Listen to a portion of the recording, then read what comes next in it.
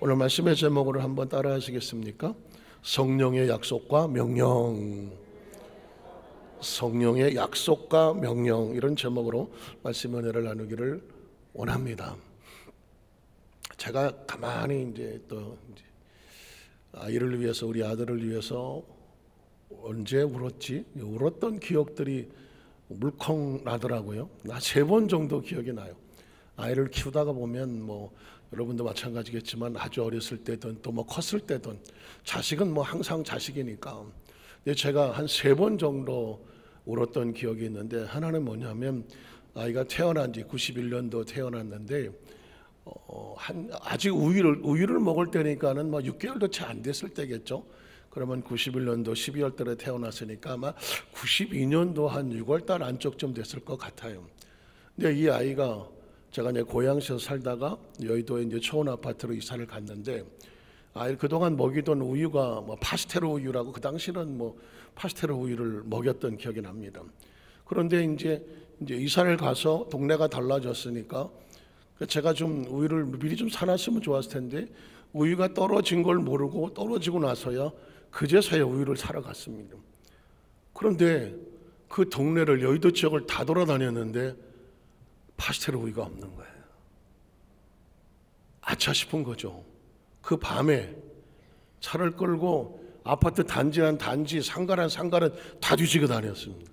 그런데 다른 우유는 있는데 파스테르 우유가 없는 거예요.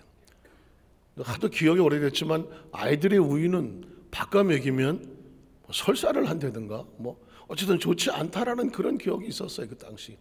그래서 한 10대 군데를 찾다가 못 찾고 나니까 제 마음에 왈칵 눈물이 나더라고요. 야, 아이 우유도 제대로 못 챙겨주나, 아빠가 돼서. 그러면서 기도가 다 나오더라고요.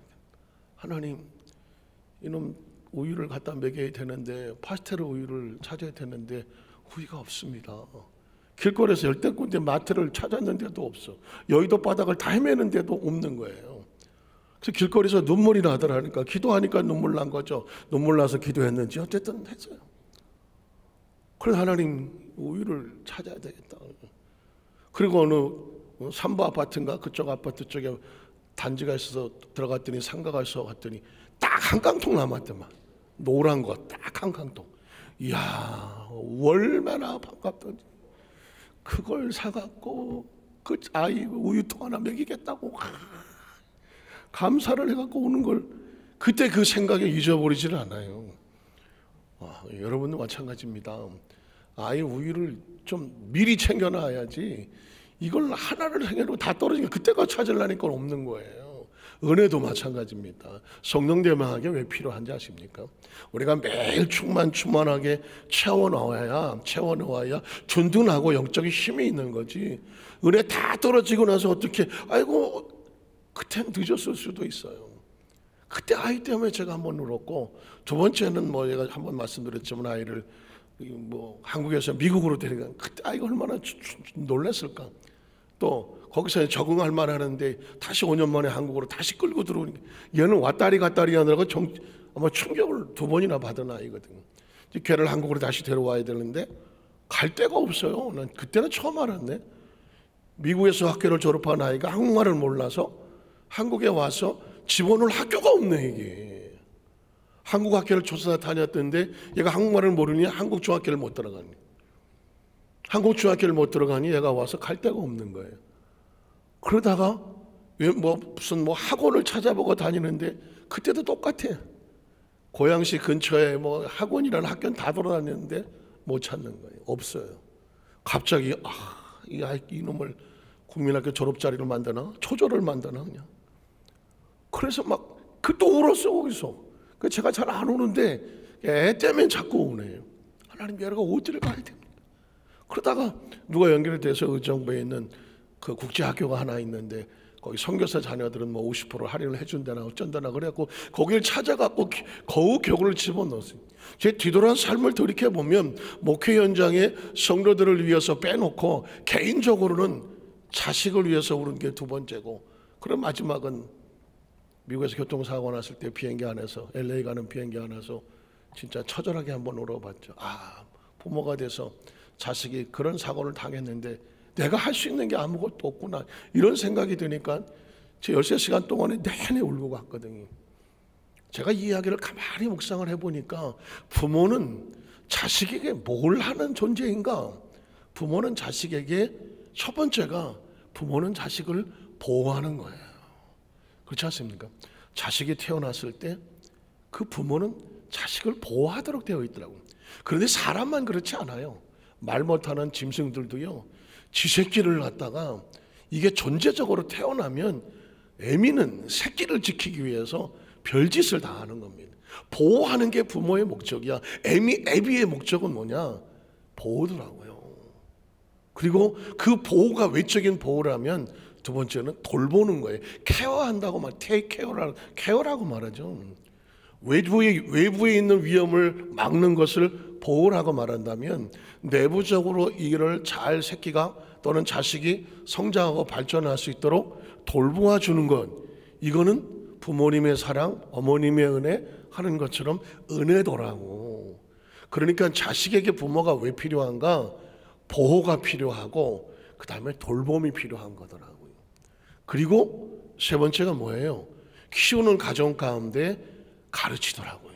그게 가정에서 가르치면 가정교육이 되는 것이고, 그렇죠? 학교에서 가르치면 공교육이 되는 것이고, 또 따로 가르치면 사교육이 되는 것이고, 그 서자 사자성에서도 삼인행은 필요하사라.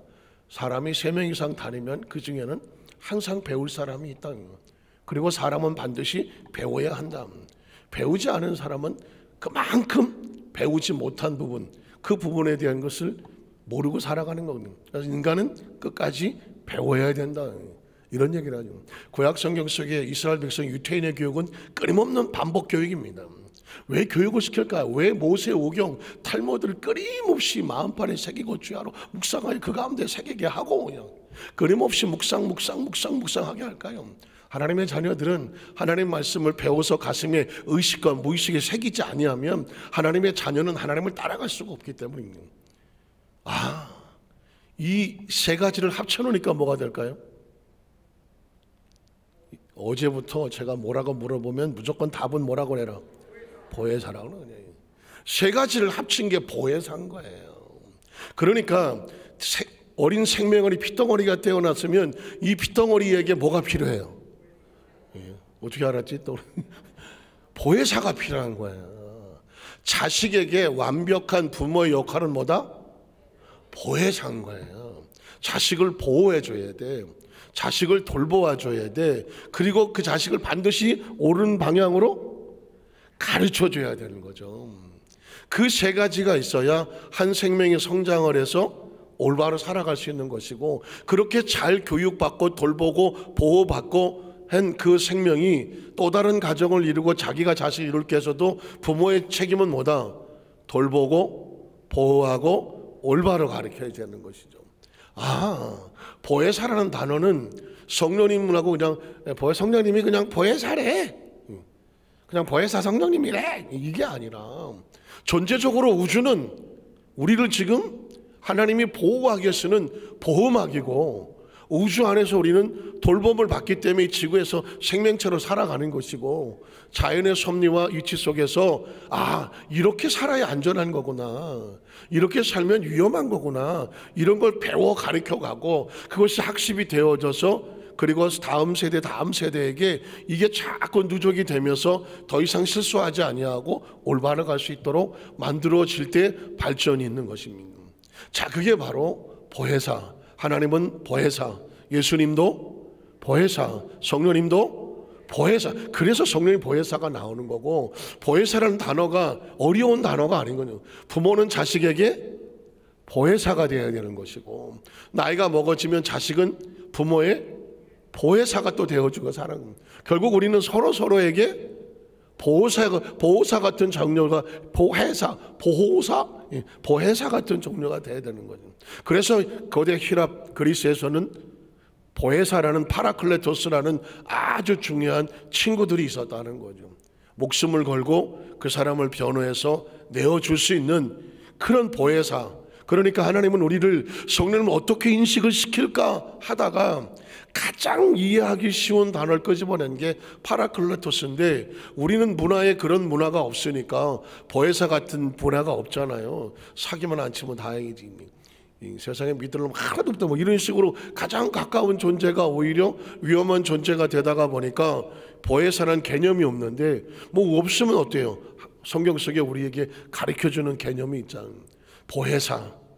세상의 사람 다 너를 떠나도 내가 과연 너를 버리지 아니할 거다. 내가 너와 반드시 너와 함께 있어 너를 지키며 너의 약속했던 걸 다 이룰 것이며 그 다 이루어질 때까지 내가 너를 떠나지 아니할 거다. 한마디로 뭐예요? 보혜사는 거죠. 하나님은 보혜사, 예수님도 보혜사, 성령님도 보혜사예요. 자, 그러면 이 성령님은 도대체 어떤 존재로 우리에게 왔느냐? 성령님은 하나님의 약속이고, 그리고 우리가 이 성령으로 늘 옷 입어야 되고 충만해야 되는 명령을 하고 있습니다. 우린 첫 번째로 구약에 선포되어 있는 성령님에 대한 약속을 한번 살펴보겠습니다. 자, 그러니까 여러분, 성령님 하면 보혜사를 어저께 머릿속에 두셨다고 하면, 오늘은 성령님은 약속된 영이다. 한번 따라 하시죠. 약속된 영이다.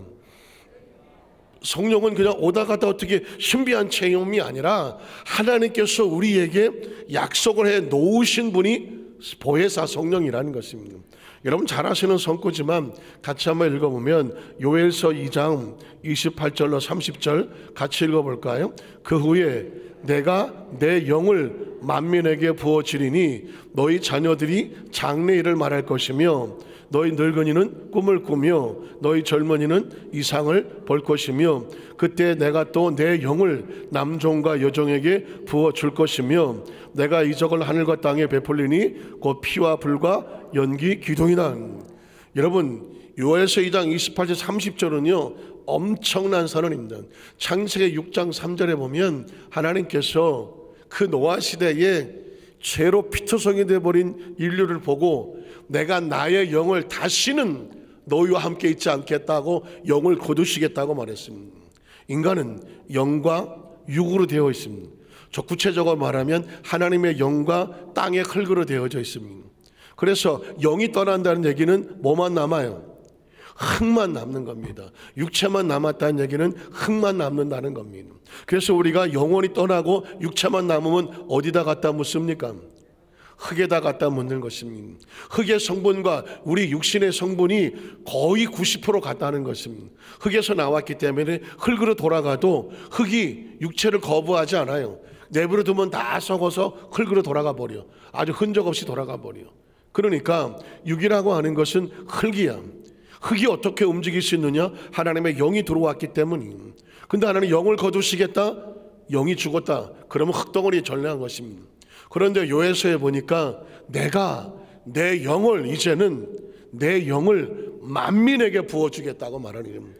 떠났던 영을 하나님이 거두었던 영을 내가 다시 너에게 부어주어서 흙덩어리로 전락하지 아니하고 아주 죄송하고 무식한 표현을 쓰면 고깃덩어리로 전락시키지 아니하고 하나님의 형상과 모양을 회복할 수 있는 영적인 존재, 하나님의 자녀된 존재로 다시 만들어 주시겠다는 약속인 겁니다. 만민에게 부어주겠다는 얘기는 하나님께서 구약시대 사용했던 사람들은 때로 다윗, 솔로몬, 여호수아, 모세, 심지어 요셉까지도 하나님의 특별한 사람들에게는 기름을 부어서 성령을 주셔서 사용하셨습니다. 그러나 특별한 사역이 구약시대에 있었다면 이제 이후로 만민에게 열려지는 시대가 와. 이걸 은혜의 시대라고 말해요. 하나님께서 누구도 차별하지 않아. 누구든지 주 이름을 부르는 자마다 무엇을 얻으리로다? 구원을 얻으리로다. 이게 복음이라고 말하는, 이걸 은혜라고 말하는 건. 구약시대는 차별이 있었습니다. 선택이 있었습니다. 구별이 있었습니다. 그러나 하나님께서 요엘서에 이제 다시 내가 차별하지 않아, 구별하지 않아, 누구든지 만민에게 내 영을 부어줄 거라고 말씀하셨습니다. 엄청난 선언입니다. 그 시대를 기다리는 것이 바로 은혜를 기다리는 사람들의 백성이고, 그래서 어떻게 합니까? 남종과 여종에게, 특별한 사명자들에게 너 가서 뭐 하와 할 때 그냥 보내지 아니하고 빈손으로 보내지 아니하고 하나님의 능력을 손에 쥐어서 하게 하시겠다는 것입니다. 그래서 성령을 우리가 대망하는 목적은 뭐냐? 약속된 거니까 받아야 되는 거죠.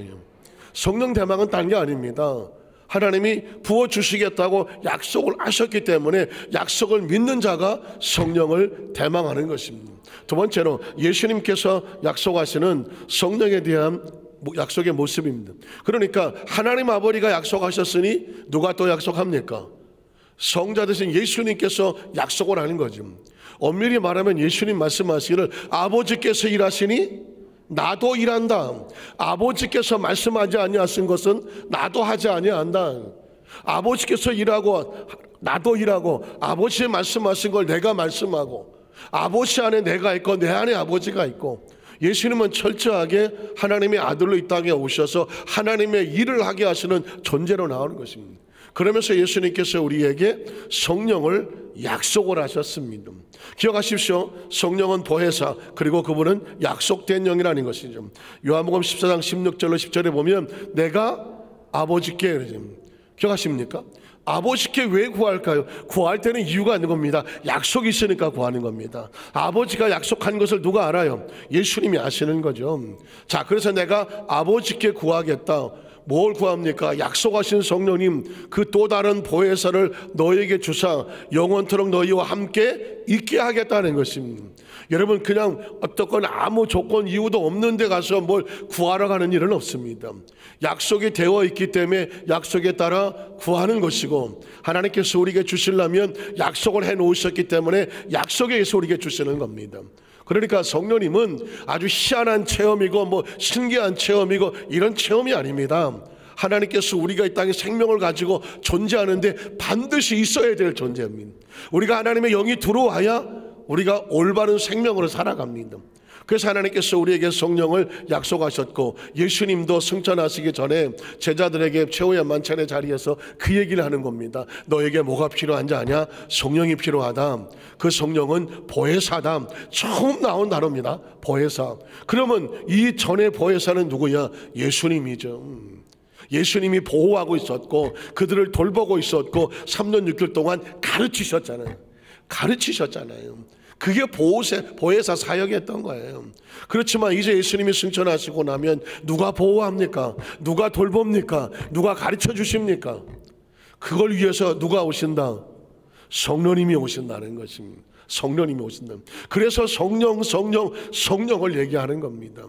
보혜사를 너에게 주사 그 성령님은 영원토록 너희와 함께 있겠다는 것입니다. 성경 속에 함께라는 단어가 나오면 반드시 기억하시라. 왜 함께 하시나? 뭐 하려고? 보호하려고 함께 하는 겁니다. 왜 함께 하십니까? 돌보아 주시려고 함께 하는 겁니다. 왜 함께 하십니까? 가르쳐 주려고 함께 하는 겁니다. 저와 여러분은 끊임없이 하나님 우리를 보호해 주셔야 되고요, 하나님 우리를 돌보아 주셔야 여기까지 오는 겁니다. 그리고 하나님이 가르쳐 주셔야 여기까지 오는 겁니다. 그 세 가지가 없으면 우리가 어떻게 여기 와 있습니까? 또 말씀하기를 그 다음 절에 보면 그는 진리의 영이라, 그가 가르치는 건 진리를 가르치기 때문에 그는 무슨 영일 수밖에 없습니까? 진리 영일 수밖에 없죠. 성령은 우리를 깨끗하게 하시기 원하니까 그는 또 다른 영으로는 거룩한 영일 수밖에 없는 것이죠. 세상은 능히 그를 받지 왜 못합니까? 세상은 진리가 없습니다. 예수가 없는 세상은 진리가 없기 때문에 진리가 없는 세상이 예수님을, 성령님을 알 수가 없는 거죠. 볼 수도 없고 알지도 못합니다.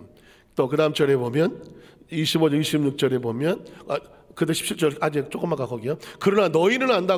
너희는 누굴까요? 예수를 구주로 믿고 하나님의 자녀됨, 영안이 열려져서 하나님 예수를 보혜사로 믿는 사람 너희는 안다. 이유가 뭘까? 너희와 함께, 그는 너희와 함께 거하십니다. 성령님이 오시면 너희 안에 계실 거기 때문에 그가 너희에게 보혜사가 되어주면 너희가 성령을 뭐하게 된다? 인식하게 된다는, 인식하게 됩니다. 또 너희 속에 계시겠습니다. 25, 26절에 보면 내가 아직 너희와 함께 있어서, 육체는 아직 예수님이 떠난 게 아니니까 너희와 함께 있어서 이 말을 너희에게 하였거니와. 보혜사, 예수님이 의도적으로 계속 보혜사라는 단어를 집중적으로 씁니다. 보혜사 곧 아버지께서 내 이름으로 보내실 성령. 참 신기한 것은 성경은 삼위일체라는 단어를 쓰지 않습니다. 그런데 예수님의 사역은 항상 삼위일체였습니다. 자, 보혜사 곧 아버지께서 내 이름으로 보내실 성령. 그러니까 하나님의 사역 속에 창조주 아버지의 사역이 있고 구원자 예수 그리스도의 사역이 있고 보혜사 성령님의 사역이 있는 거죠. 이건 신비이기 때문에 우리가 삼위일체 어떻게 구별할 수는 없지만, 정의할 수는 없었지만, 이건 성경 속에 역사하시는 하나님의 세 가지 품격이고 그리고 삼위일체의 모습인 것입니다. 자, 그가 너에게 모든 것을 뭐합니까? 가르치고. 어디서 나왔죠? 보호하고 돌보아 주시고 가르쳐. 사에서 나온 사. 그가 우리에게 가르쳐 주시고, 또 그가 내가 너에게 말한 모든 것을 생각나게 하셔서 그 말씀의 방향으로 뭐한다? 인도하여 주신다. 16장 7절에 보면, 그래서 그러나 내가 너에게 실상을 말하노니 내가 떠나가는 것이 너희에게 유익이라. 반전이라는 단어 아십니까? 반전. 이거 어떡하지? 이거 나한테 큰일 났는데? 라고 생각했는데 막상 가봤더니 엄청난 일이 벌어진 겁니다. 난 이제 큰일 났다고 생각을 했는데 막상 가보니까 예상을 깨고 더 좋은 일이 일어나는 거지. 이걸 반전입니다. 예수님께서 육신을 이 땅에서 이제 고난과 십자가 죽음과 함께 부활하시지만 하나님께로 돌아가 승천하신다고 말하면 이 땅에 다시 예수님을 볼 수가 없다고 말합니다. 그러면 사람들이 예수님이 떠난다고, 우리와 같이 안 하신다고, 그럼 불안해할 거 아닙니까? 슬퍼할 건 아닙니까? 그런데 이렇게 말합니다. 이게 너희에게 훨씬 유익이라고 말합니다. 훨씬 유익이랍니다. 여러분, 기독교인은요 반전으로 사는 겁니다. 한번 따라, 크리스찬은 반전으로 산다. 아주 조심스럽지만 저도 이 짧은 인생 속에서 여러 번의 반전을 겪었어요. 저는 직장에서 제가 대우에 한 3년 근무한 적이 있어요. 대우 실업에 한창 대우 잘 나갈 때. 요즘이야 뭐 대우 좀 그렇지만 김호중 씨가 뭐 전 세계로 다니고 세상은 넓고 할 일은 많다 그러고, 대우가가 있어요. 또 대우가 지금 다 잊어버렸습니다. 대우에 제가 한 3년 다녔는데 갑자기 한 1년 다녔더니 다른 회사 쪽으로 이렇게 부서로 발령을 해서 자존심이 상해갖고 내가 그냥 사표를 써버리고, 나 안 나간다고. 그리고 그냥 토요일 날 던지고 주일 날 그냥 하나님이 기도하고는 가운데, 마음 가운데 그거 아니다, 가봐라. 내가 뭐 이렇게 신령한 것도 아니지만 어쨌든 마음속에 편치가 않아. 가봐라. 그래서 그냥 월요일 아침에 와서 출근하기 전에 그 여직원한테 사표 도로 달라고 찢어버리고 자존심을 꾹꾹 그냥 부서 옮기느라고 옮겨 갔더니 아이고 안 갔으면 큰일 날 뻔했어. 얼마나 좋은지. 그냥 먼저 부서보다 훨씬 좋아. 깜짝 놀랐네. 근데 제가 이런 일이 한두 번이 아니에요. 군대에서도 그랬어요. 군대에서도 진짜 잘 있었어요. 군사기밀이라 말은 못하지만. 그런데 갑자기 또 뭐 쌍판 모르는 대로 발령을 내는 거예요. 그래서 그때 대위 그 중대장인가 뭐 대위가 우리 선배라서 찾아가서 이게 뭡니까? 막 그랬더니 가봐. 가봐. 우리끼리 쓰는 말이야. 군대가 개 같아갖고 내가 군대 그냥 맨날 시킨 대로 해야 되고 막 그러니까. 그래서 그냥 자존심 또 뭉개고 또 다른 부서로 갔더니 와 이런 데도 있어? 이런 데도 있어? 안 갔으면 큰일 날 뻔해서 아주 그냥. 그러니까 제가 여러 번 이런 걸 겪고 나서 보니까요, 어떤 상황이 바뀐다고 해서 절대 절망할 이유가 없더만 보니까 인생은요 미리 포기할 일이 없어. 이게 안 가본 세상은 크리스천들에게만 해당되는 거죠. 하나님의 또 다른 곳이 예비되어 있을 뿐이야. 멋진 일이 벌어지고 있더만 보니까. 그래서 인생을 여행이라고 말했잖아요. 그냥 여기 가봤더니 여긴 또 이런 세계가 있고 저런 세계가 있고. 제자들은 지금 오직 보이는 예수님만 붙잡고 예수님은 그냥 평생 우리랑 같이 있어야 돼요. 이런데 예수님은 나 가야 돼. 난 갈 거야. 우리는 어떻게 해요? 했더니 또 다른 보혜사를 너에게 줄 거야. 그 얘기하는 거예요. 그러면서 내가 가야 누가 온다? 보혜사 성령님이 온다는 얘기입니다. 자, 내가 떠나가는 것은 너희에게 유익인데 내가 떠나가지 않으면 누가 안 와? 보혜사가 오지를 않아. 엄청난 선언입니다. 그러니까 조심스럽지만 꼭 그렇게 나누지는 않지만요, 구약 시대는 성부 하나님의 시대라고 말하고, 예수님을 성자 예수 그리스도의 시대라고 말하고, 신약 시대라고 말하고, 보혜사 성령님 이후 교회가 탄생하면서 그 이유는 무슨 시대라고 말하느냐? 성령 시대, 교회 시대라고 말하는 것입니다. 교회 시대.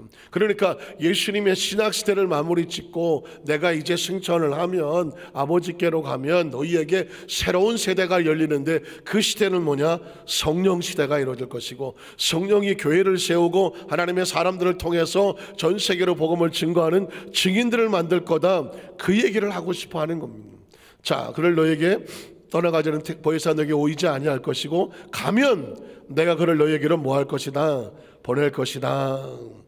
우린 여기서 예수님께서, 성령님은 갑자기 무슨 현상이 보이는 것이 아니라 철저하게 계산된 하나님의 약속에 의해서 움직여지는 것이다. 자, 그럼 세 번째로, 그 약속된 성령은 우리가 그 약속을 믿어도 될까 안 믿어도 될까 선택에 우리에게 있지를 않아요. 하나님이 약속하신 성령을 반드시 너희가 믿고 대망하고 성령으로 충만함을 받아라. 여기서 우리는 명령을 받게 됩니다. 왜냐하면 성령님은 선택이 아니에요. 아니, 난 그렇게 믿고 싶고 싶잖아, 그냥 교회만 왔다 갔다 하고 싶어. 아닙니다. 온전한 크리스찬은 성령으로 충만해져야 비로소 온전한 크리스찬이 됩니다. 이건 제 의견도 아니고 무슨 신학자의 주장도 아닙니다. 하나님이 약속하셨고 예수님이 약속하셨습니다. 그리고 예수님 말씀하시기를, 내가 가는 이유는 보혜사 성령님이 오시기 위함이야. 그럼 그 오신 성령님이 어떻게 하셔야 돼? 우리가 예수를 믿는다면 그 성령으로 충만함을 받아야, 권능을 받아야 뭘 할 수 있느냐? 네가 하나님 일을 할 수가 있는 거예요. 그리고 명령으로 못을 박습니다. 자, 누가복음 24장 46절로 49절에 보면, 또 이르시되 이와 같이 그리스도 고난을 받고 제3일에 죽은 자 가운데서 살아날 것과, 또 그의 이름으로 죄사함을 받게 하는 회개가 예루살렘에서 시작하여 모든 족속에 전파될 것이 기록되었으니 너희는 이 모든 일에 뭐다? 증인이요. 그동안 예수님께서 제자들에게 예수님이 있었던 일을 보여주신 이유가 있어요. 가서 그것을 세상에 뭐 해라? 외쳐라. 증인인 것입니다. 자, 그러니까 이 당시 증인의 사명은 뭐냐면, 내가 이 일의 증인인데 이에 거짓이면 내 목숨을 가져가시오. 목숨을 걸고 증거하는 걸 뭐라고 말한다? 증인이라고 말하는 것입니다. 예수님을 구주로 믿으시면 아멘 하시기 바랍니다. 이제 여러분은 큰일 났어. 목숨을 걸어야 돼. 한번 따라하시고, 예수를 믿는 건 목숨을 거는 거다. 아니, 나 목숨 걸기 싫어요. 나가셔도 괜찮아. 예수를 믿는 건 목숨을 거는 거예요. 왜냐하면 너희가 이 모든 일의 증인이라고 말했거든. 그러니까 예수를 믿는다는 것은 증인의 삶을 선택하는 것과 같아요. 증인의 삶을 선택하는 것 같다. 자, 너희가 증인이라고 말했어요. 그 다음 절에 보면, 그래서 볼지어다 내가 내 아버지께서 약속하신 거, 아까 말씀드렸죠. 성령은 뭐다? 약속된 거라고 말해요. 아버지가 약속했고 누가 약속했습니까? 예수님이 약속하신 거예요. 그래서 내가 자신 있게 이렇게 말하는 겁니다. 성령은 약속된 것이다. 약속하실 너희에게 보낼 것이니, 자, 너희는 위로부터 능력, 성령의 또 다른 이름은 뭐냐? 위로부터 임하시는 능력이에요. 성령은 위로부터 임하시는 능력이야. 누구에게 주시는? 뭐건 몰랐지. 위로부터 능력을 누구에게? 나에게? 나가 누군디? 예수 어떻게 했는데? 조금 아까 나왔는데? 누구에게? 증인에게죠. 나를 위해서 증언을 나가는, 목숨까지 거는 사람에게 예수님께서 위로부터 뭘 주시는 거예요? 능력을 주시는 거지. 뭐 할 수 있는 능력? 증인이 될 수 있는 능력을 주는 겁니다. 증인은 자기의 목숨을 거는 건데, 자기의 목숨을 걸려면요 뭐가 있어야 돼? 담대함이나 확신이나 자신감이나 밀고 나갈 수 있는 용기를 줘야 되잖아. 하늘을 뒤에 하고 하늘을 끌어안고 세상에 하늘을 비춰나갈 수 있는 힘, 파워, 이게 뭐예요? 능력이잖아요. 그 능력은 땅에서 얻을 수 있는 것이 아니라 위에서 부어줘야 돼. 그래서 위로부터 능력이 입혀질 때까지 이 성에 머물라. 이 능력이 없이 나가서 증인되기는 어려워. 이 성에 머물러라 하시니라. 그러므로 어떻게 성령은 하나님께서 예수님께서 명령하고 있는 겁니다. 위로부터 능력 받을 때까지는 움직이지 마라. 사도행 1장 4절 5절에 보면 사도와 함께 모이사 그들에게 분부가 뭐예요? 다른 말로 말하면 명령하는 거죠. 명령하여 이르시되 예루살렘 떠나지 마. 내게서 들은 바를 약속하는 것 뭐해? 기다려. 성령 없이 떠나지 말고 성령 임할 때까지 기다려. 그 다음 절을 보면 요한은 물로 침례를 베풀었지만 너희는 이 약속을 믿고 기다리면 몇 날이 못되어 성령으로 침례를 뭐하게 된다? 받으리라. 그는 성령을 대망하면 약속대로 성령을 너희가 받게 돼. 성령을 주시는 이유가 뭐라? 누구 때문에? 증인이에요. 기억하십시오. 보혜사, 약속, 그 약속을 믿고 나가 외치는 증인에겐 뭐가 따라온다? 당 능력이 따라오는 거지. 하나님의 일을 우리에게 맡길 때에 그냥 맹칼 없이 주지 않아요. 증인되는 사람에게 능력을 주는 겁니다. 너희는 요한은 물로 침례를 베풀었으나 너희는 몇 날이 못되어 성령으로 뭘 받으리라? 침례를 받으리라. 자, 왜 침례라고 말했나? 물속에 완전히 들어갔다 나옴으로 새로운 사람이 되는 것처럼 성령 침례는 하나님의 능력으로 쑥 들어갔다가 능력으로 무장돼서 나오는 거거든. 새로운 존재가 되는, 성령 충만을 받으면 능력으로 새로운 존재가 되는 거예요. 그래서 새로운 존재를 만들어야 뭐가 된다? 나가서 당당하게 복음을 증거할 수 있는 증인이 될 수 있는 거예요. 자, 그 다음 절에 보면 6절로 8절에 보니까 그들이 모였을 때 예수께 여쭤이르되 주께서 이스라엘 나라를 회복하심이 이때이니까 아직도 못 알아들어. 로마가 우리를 놓아줘서 독립할 건가? 세상 나라에 대한 관심을 가지고 말하는 거예요. 자, 그렇지만 그때 다음 절에 보니까 때와 시기는 아버지께서 자기 권하에 두셨으니 너희가 알 바가 아니다. 자, 오직 성령이 너에게 임하시면 너희가 무엇을 받고? 권능을 받고, 이 권능은 아버지 약속된 것, 그 다음에 누구에게 주시는 것? 증인에게 주시는 것, 위로부터 내리는 권능, 능력. 자, 묻습니다. 권능의 뜻이 뭐예요? 제가 그동안 여러분 이 설교를 했고, 그 다음에 우리 순복음교회 성도들은 사도행전 1장 8절은 그냥 아예 입에서 줄줄줄이야. 이게 우리 교회와 그리고 성령과 순복음과 그리고 이 시대 사람들에게 하나님의 강력히 선포하는 메시지와 같다. 권능이 뭐예요? 권능의 뜻이 뭐예요? 한글로 말하면 권세와 능력이고, 자, 영어로 말하면 파워. 그래서 파워도 괜찮아. 어쨌든 파워, 다른 말로 말하면 권능.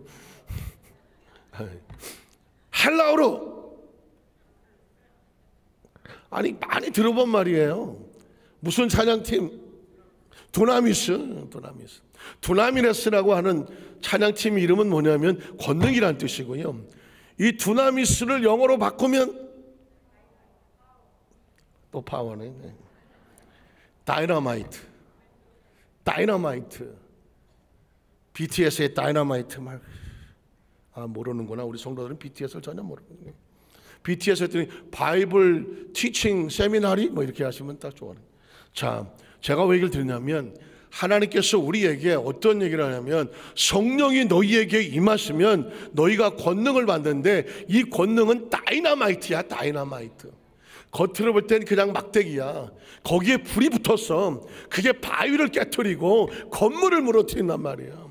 겉으로 볼 땐 막대기에 불과하지만 그 심지에 불이 붙어버리면 그것이 모여서 기도하면 한 개는 바위를 뚫고 10개는 건물을 무너뜨리고 그게 100개 1000개가 모이면 전쟁에 승리할 수도 있는 강력한 무기가 될 수 있어. 그게 권능이야. 믿으십니까? 그러니까 한 사람 하나님께서 우리를 다이너마이트로 보고 성령에 불을 붙여서 세상을 밀고 나갈 수 있는 파워를 가져라. 그게 바로 권능이에요. 권능을 받고 이유가 뭐예요? 예루살렘으로 밀려가고 유대와 사마리아 땅끝까지 이르러 밀고 나갈 수 있는 뭐가 되리라? 증인이 되게 하시는 겁니다. 그러니까 성령은 약속된 것이고 그 약속된 것은 증인을 위한 것이고 증인에겐 파워가 필요한데 그 파워는 성령의 두나미스고 두나미스를 받았으면 어디로 가나? 세상으로 밀고 나가서 복음을 증거하고 부활을 증거하고 하나님 나라를 증거하시는 뭐가 되라? 증인이 되는 것입니다. 말씀을 정리하기를 원합니다. 저도 가만히 생각해 보니까 신학생 때 시절, 그리고 빨간명철 나고 전도사 하던 시절, 또 한국에 있고 미국에서 뭐 선교사 하다 돌아서 지금까지 가만히 보면 이게 무슨 세상 장사하는 것도 아니고 교수도 아니고 뭐 군대 생활도 아니고, 야, 이걸 어떻게 지금까지 해왔나? 내가 뭘 배워서 했다면, 내가 무슨 기술이 있어서, 내가 뭐 학교에서 뭐 공부를 해갖고 배운 이론을 했다면, 아니면 뭐 내가 뭐 노래를 잘해서 뭐 가수가 돼서, 아니 뭐 연기를 잘해서 뭔가 내 기술이었다면 내가 어떻게 여기까지 올 수 있었을까? 굉장히 혼자 고민을 많이 했습니다. 가만히 따져보면 이유는 성령 세례예요. 성령 세례. 어떤 분이 저한테 묻더라고요. 목사님, 예수 믿을 때 성령을 받았는데, 성령 받았는데 또다시 성령의 세례를 받아야 되는 이유가 뭘까요? 그러면 다시 성령 충만 달라고 하면 그 전에 있는 성령님은 뭔가요? 충분히 할 수 있는 질문이죠. 왜냐면 장로교에서 끊임없이 하는 질문이 그거니까. 저 어렸을 때 예수 믿었습니다. 거의 모태신앙 같습니다. 교회 학교 열심히 다녔습니다. 교회 학교에서 주일학교 때부터 저 연말에 상 주면 1등은 제가 다 받았습니다. 저는 학교 다닐 때 학용품이 필요 없어서 교회에서 다 주더만. 그래 봤어. 주고 뭐 노트 사라고 주고. 중학교 때 고등학교 때 성경 기출하면 무조건 다 1등이었습니다. 왜? 남들은 그냥 오지만 저는 시험 문제를 내가 만들어서 다 해갖고 해서 야, 넌 고만해 1등 줄 테니까 저쪽 나가 있어. 물어보면 나 혼자 대답 다 하니까 뭐. 그럼에도 불구하고 성령 세례를 받지 않았으니까 항상 뭐가 없냐? 파워가 없어. 내 의지와 어떤 내 형식과 내가 가진 힘으로 밀고 나갈 수 있는 힘이 없어. 솔직한 고백입니다.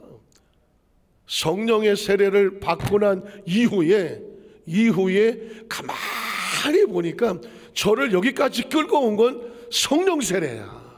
성령 세례예요. 성령 세례라더라고. 교단과 교파를 말하고 싶지는 않고요. 어쨌든 어느 교단 어느 교파를 막론하고 성령 세례와 성령 충만을 경험하지 아니하면 그 신앙을 밀고 갈 수 있는 다이너마이트 같은 파워를 얻을 곳이 없어. 얻을 것이 없어. 저는 우리 여도수 만작교회 모든 성도님들은 여러분 이 시대 하나님께서 우리 성령 복음과 순복음의 교회에 함께 와서 기도하고 성령을 이렇게 대망할 수 있게 하신 것은 은혜 위에 은혜고 복 중에 복인 줄로 믿습니다. 그래서 오늘 성령 충만은 하나님의 약속된 거고요. 해도 좋고 안 해도 좋은 것이 아니라 명령된 거예요. 성령 충만함을 또 충만받고 무장을 해야 뭐가 되느냐? 정말 세상에 당당히 나가서 예수가 십자가에 못 박혀 피 흘려 죽으셨고 그가 장사된 바 되었지만 부활하셨고 성령을 약속하셨고 그리고 성령을 우리에게 주셨고 그가 다시 오실 거다. 그 당당한 부활의 증인, 성령의 증인이 되게 하시는 줄로 믿습니다. 오늘도 이 밤에 간절한 믿음의 기도와 함께 하나님께서 우리 모든 소리 약속한 대로 비전을 주시고 이상을 주시고 꿈을 꾸게 하시고 예언을 말하게 하시고 치유 역사가 나타나고 귀신을 쫓아내고 우리는 다이나마 같이 연약한 나무 덩어리 같은데 불 붙여 주심으로 말미암아 강력한 파워와 능력이 저와 여러분을 통해서 이 지역을 또 대한민국을 세계로 뻗어나가게 하는 축복의 통로들 권능들 되어주시기를 주님의 이름으로 축원합니다. 기도하겠습니다. 하나님 아버지 감사합니다.